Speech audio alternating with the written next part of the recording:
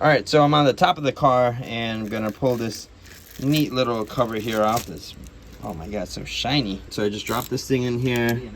This is a B&M short shifter. B&M? B&M. I think it's B&M. B&M. B&M.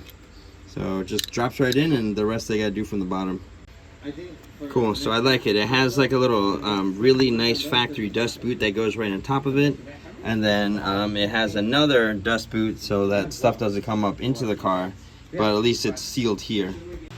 Alright, so these guys are putting on the drive shaft, and while I was up there I heard them talking about a messed up rotor, and I was like, alright, got some stress cracks there, and I'm just going through, and damn! How does it fit? Wait a minute, is it the same size? Yep. We're collecting RPF 1s. Why? T37 too expensive.